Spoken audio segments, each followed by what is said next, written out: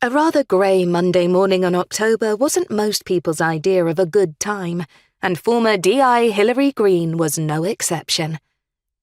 As she put on the kettle in the tiny galley kitchen of her narrowboat, the Mollern, she glanced listlessly through the round porthole window and watched as some fallen horse-chestnut leaves, a mixture of brown, red and gold, swirled about in a rising wind.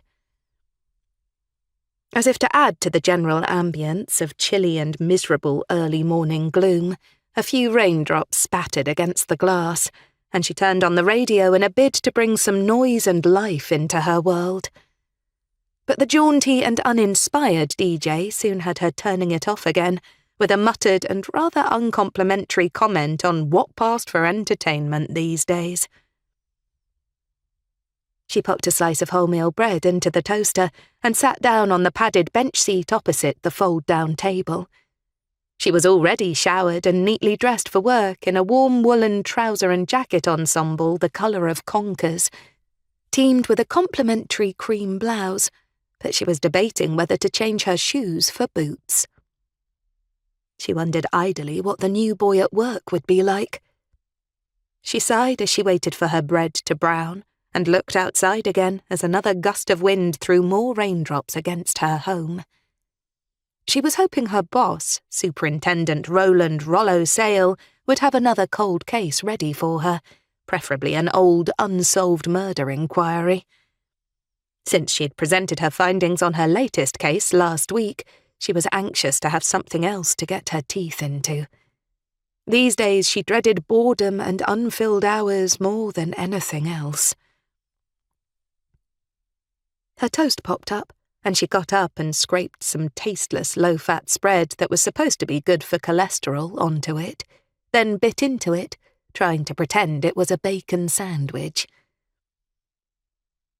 Outside, a moorhen, probably one of this year's fledglings, and now more or less in full adult plumage, swam past and looked at her hopefully.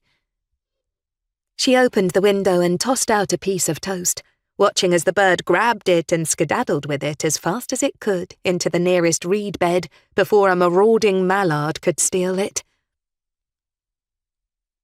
Wiping the crumbs from her fingers into the sink, Hilary gulped down the last dregs of her coffee, picked up her bag, and edged through the narrow corridor towards the back of the boat. She pulled on her raincoat and fastened it before opening the hatchway and climbing up the set of 4 steep metal stairs into the face of the wind. Luckily the rain had abated a little. But even so, her shoulder-length cap of chestnut hair was damp by the time she'd walked the short distance along the towpath to the nearby pub car park, where she kept her car. Puff the tragic wagon, a rather rusting Volkswagen Golf of a greenish-grey hue, smelled damp when she sat behind the wheel. But so far, fingers crossed, he wasn't actually letting in water anywhere. She turned the ignition key and waited patiently while he coughed and grumbled and groaned. She trod the accelerator pedal a little in encouragement and tried again. He continued to grumble and groan without success. She swore at him and threatened him with the usual trip to the scrap heap. As ever, he seemed impervious to the threat.